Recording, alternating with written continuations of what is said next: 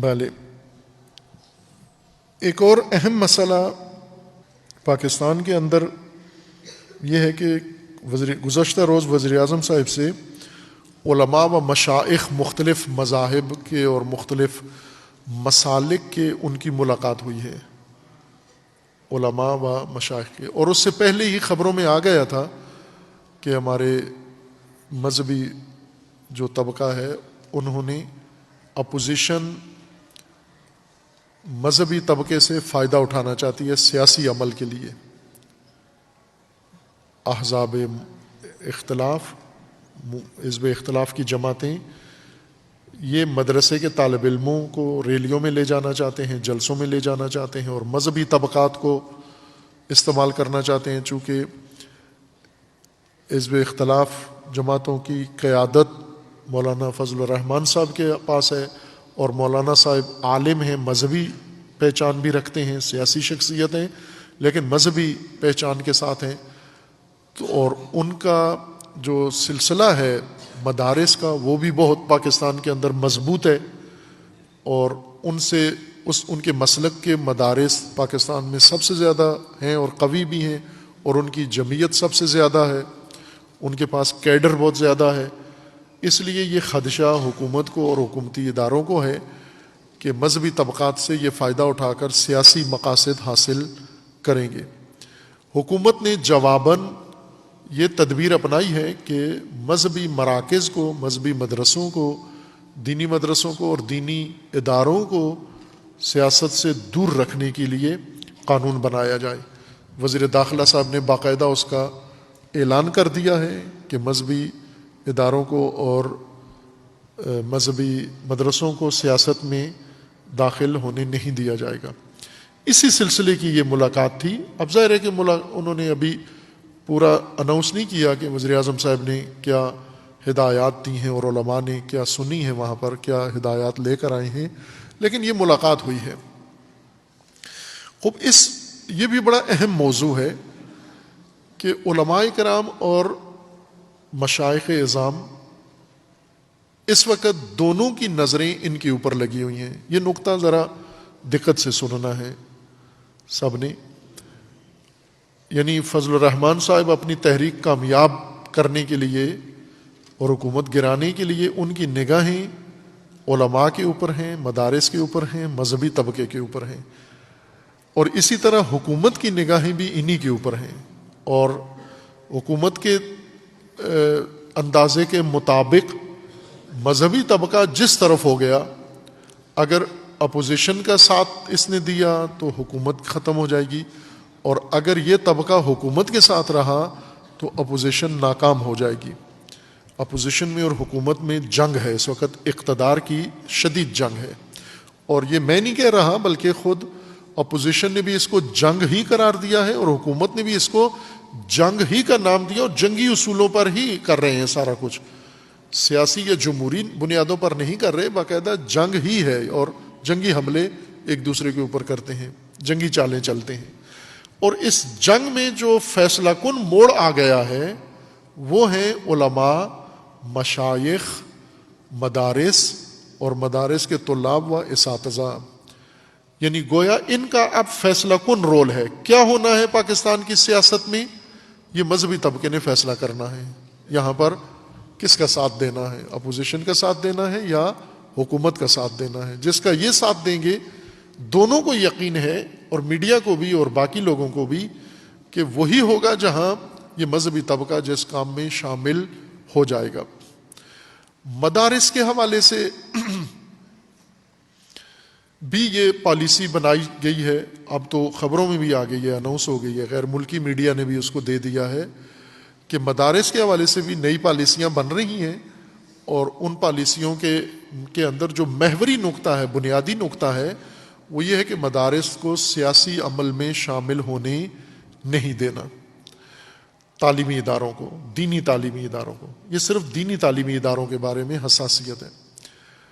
خوب یہ بہت اہم موضوع ہے، حکومت کے لیے بھی، اداروں کے لیے بھی، اور عوام کے لیے بھی، اور خود تعلیمی اداروں کے لیے بہت اہم موضوع ہے یہ۔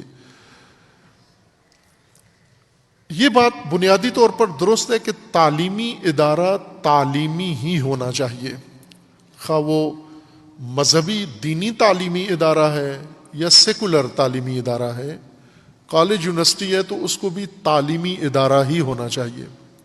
پاکستان کے قانون میں ہے، مثلا فوج رہنی چاہیے، دفاعی فورس رہنی چاہیے، پولیس صرف پولیس رہنی چاہیے، اسی طرح یونیورسٹی رہنی چاہیے۔ یہ آئین کے اندر، قانون کے اندر لکھا ہوا ہے کہ یہ اپنا میدان چھوڑ کر، اپنی حدود ترک کر کے دوسرے کسی میدان میں قدم نہیں رکھ سکتے۔ مثلا کاروبار نہ کریں، تعلیمی ادارہ ہے تو تعلیم دے، اور یہ ہونا چاہیے۔ ہم بھی یہی کہتے ہیں، اور پاکستان کی سلامتی، بقا اور پاکستانی قوم اور مستقبل کے بچوں کی جو صلاح ہے، فائدہ ہے، اسی میں ہے کہ تعلیمی ادارے محفوظ رہیں، سیاست سے محفوظ رہیں، کسی کے سامنے استعمال نہ ہوں۔ لیکن ایسے عملاً ہوتا نہیں ہے۔ پاکستان میں مدارس سے بہت غلط فائدہ اٹھایا گیا ہے۔ پاکستان میں عسکریت مدارس کے تعاون سے کی گئی ہے، اور ظاہر مدارس نے عسکریت شروع نہیں کی، سرکاری اداروں نے مدارس کو استعمال کیا ہے۔ افغان جہاد میں، کشمیر جہاد میں، فلاں جہاد میں، اندرونی جہاد اور بیرونی جہاد میں، تشیع کے خلاف جہاد میں، یہ کام پاکستان کے اندر باقاعدہ کیا گیا ہے۔ ضیاء الحق کے زمانے سے شروع ہوا اور پھر آج تک چلا آگے۔ اب آ کر اس کی روکنے کی کوششیں کی جا رہی ہیں کہ مدارس کیوں ملوث ہو گئی ان کاموں کے اندر۔ اب نکالنے کے لیے مشکلات ہیں، چونکہ مدارس کو جب ایک دفعہ یہ لت ڈال دی گئی ہے تو سب مدارس نہیں ہیں۔ ہمارے افواج کا جو ترجمان ادارہ ہے، ان کے ترجمان نے، سابقہ ترجمان نے یہ کہا تھا کہ 100 مدرسے ہیں پاکستان میں جو باقاعدہ طور پر دہشت گردی میں ملوث ہیں، 100 مدرسے۔ لیکن جب تدبیر کی جاتی ہے تو سب کے لیے کی جاتی ہے، ہزاروں مدارس کے لیے۔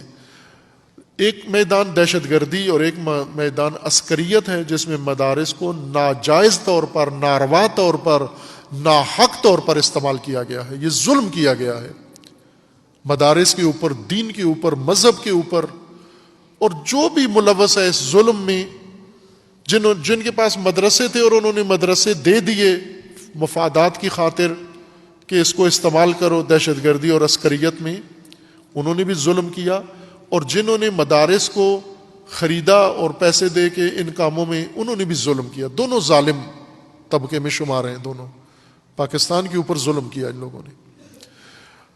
دوسرا بڑا میدان جو مدارس کے لیے اور تعلیمی اداروں کے لیے خطرناک اور خوفناک ہے، وہ سیاست ہے۔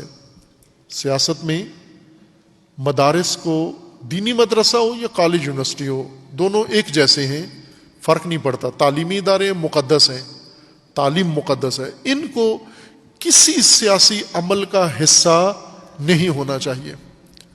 نہ خود سیاست کریں اور نہ ہی کسی سیاست کا جز بنیں۔ یہ لوگ سیاست میں کوئی کردار ان کا نہیں ہونا چاہیے، صرف تعلیم، جو فریضہ ہے ان کا وہ ادا کریں، اپنا بچوں کو، مستقبل کی نسل کو تعلیم دیں، ان کو مضبوط، بے شک علم سیاست پڑھائیں ان کو، لیکن ملک میں رائج جو سیاست ہے جاری شیطانی، اس کا جز نہ بنائیں، نہ عسکریت، نہ دہشت گردی اور نہ سیاست کا حصہ بنائیں۔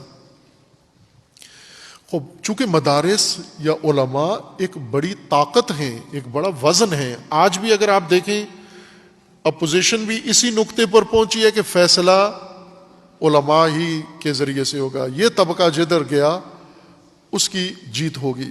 حکومت بھی اسی نتیجے پر پہنچی ہے کہ یہ طبقہ جدھر گیا اس کی جیت ہوگی، علماء جس کے ساتھ گئے۔ لہٰذا اس طبقے کو اب اگر کہا جاتا ہے کہ سیاست میں دخالت نہیں کرو، تو سیاست میں داخل ہونے کے دو طریقے ہیں، دو گلیاں ہیں۔ ایک گلی یہ ہے کہ آپ اپوزیشن کا حصہ بن کر، اپوزیشن کی گلی میں جا کر سیاسی عمل کا حصہ بن جائیں، اور ایک گلی یہ ہے کہ آپ حکومت کا حصہ بن کر حکومت کی گلی میں جا کر سیاست کریں۔ دونوں سیاسی عمل ہیں۔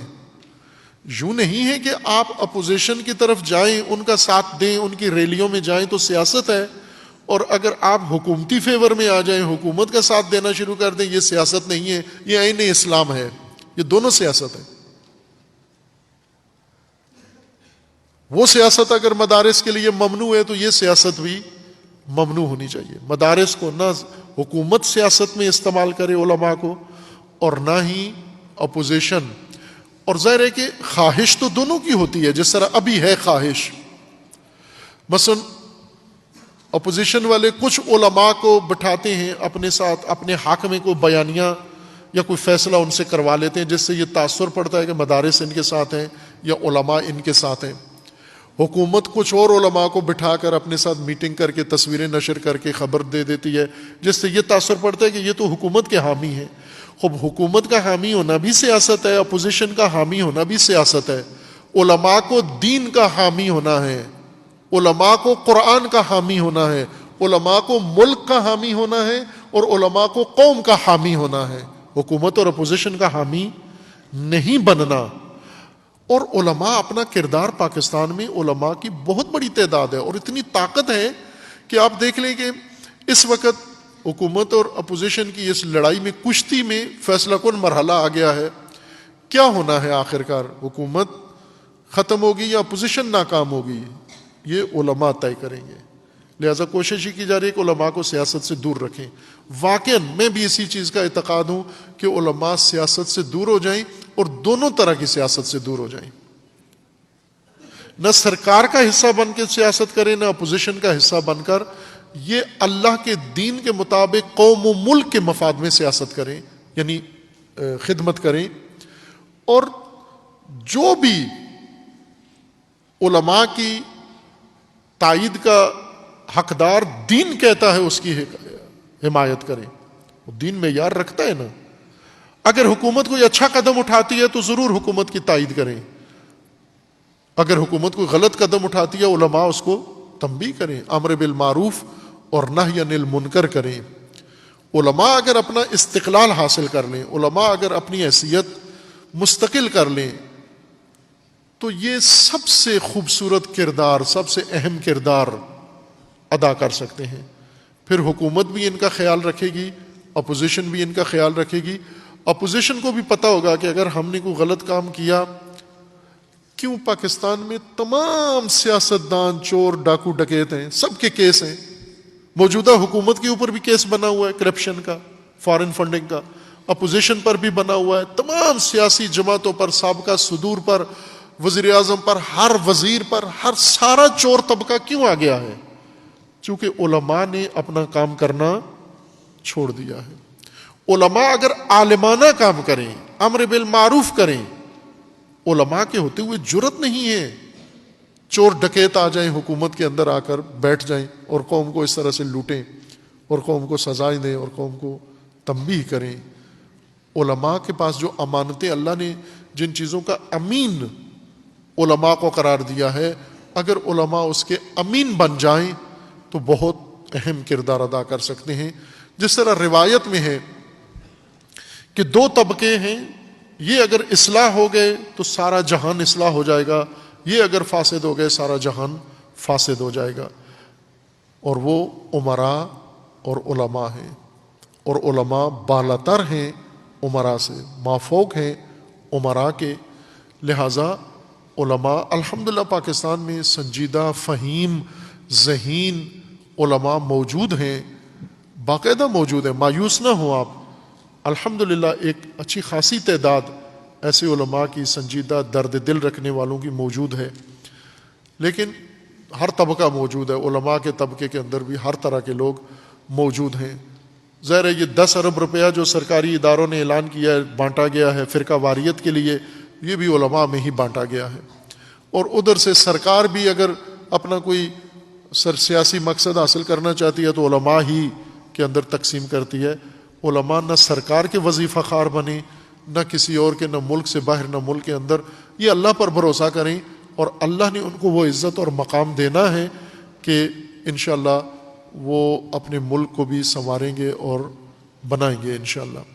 اور تعلیمی ادارے، علماء، یہ جتنا سیاست سے پاکیزہ رہیں گے اتنا دین پاک و پاکیزہ رہے گا، اتنے لوگ پاک و پاکیزہ رہیں گے، اتنا انتشار قوم کے اندر کم ہو جائے گا، اور اتنا اصلاح کا عمل بہتر ہو جائے گا۔ امید ہے کہ انشاءاللہ پاکستان میں یہ علماء ہمت کر کے، محنت کر کے اپنا مقام انشاءاللہ حاصل کریں، بحال کریں، اور اپنا کردار، تعمیری کردار اس قوم کے اندر ادا کریں انشاءاللہ۔